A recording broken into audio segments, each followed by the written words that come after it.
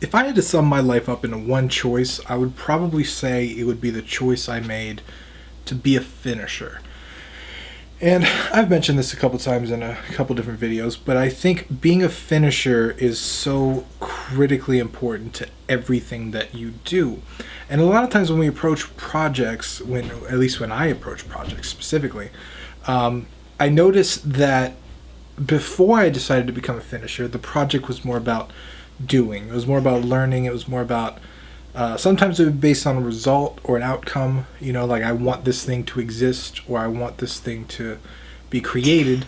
But more specifically, I think one of the cool things that came out of all of this is being a finisher made me think about things in a more critical way. They made me think about things more in terms of finishing, in terms of getting to the objective, in terms of completing things. And for a long time, my internal dialogue was more about like, okay, I want to create this thing, but because the value was on creating, and I'm not saying you shouldn't put value on creating, but initially a lot of my value, a lot of at least the intrinsic motivation to move forward on what I would aim for would be creating things.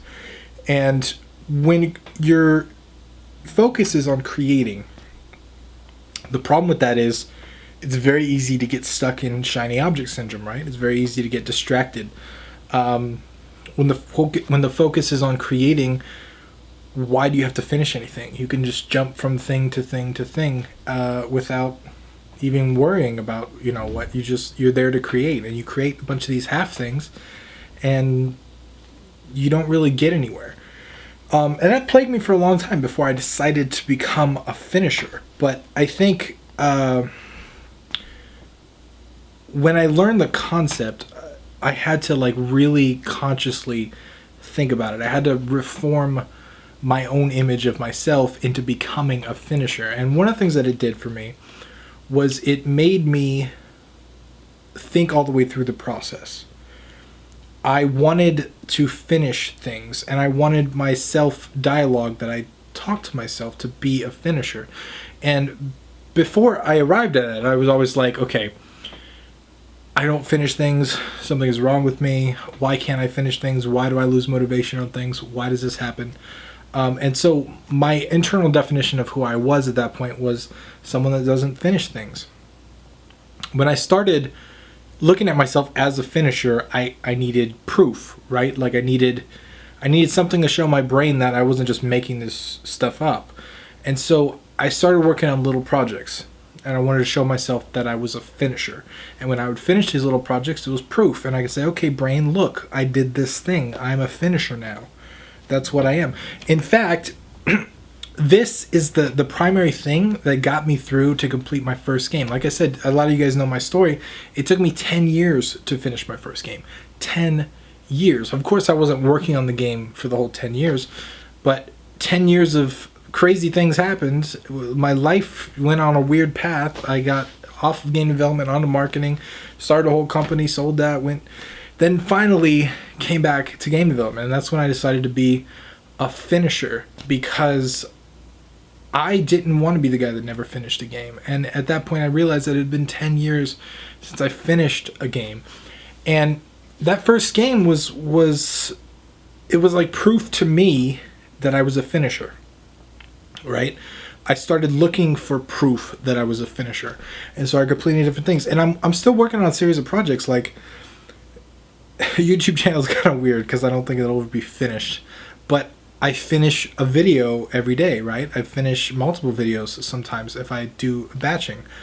And so rather than have this narrative where I don't finish things, I'm never good at finishing things, I really suck at, this, and I would tell myself all this, now I'm constantly looking for proof that I'm a finisher. But okay, I finished this thing, I'm a finisher. I finished this thing, I'm a finisher. And that really impacted my life in a lot of ways. It really changed the way that I look at things. And I would highly suggest, if you get stuck with shiny object syndrome, if you're out there and you, for some reason, don't finish things, I would take a second to consciously decide to be a finisher.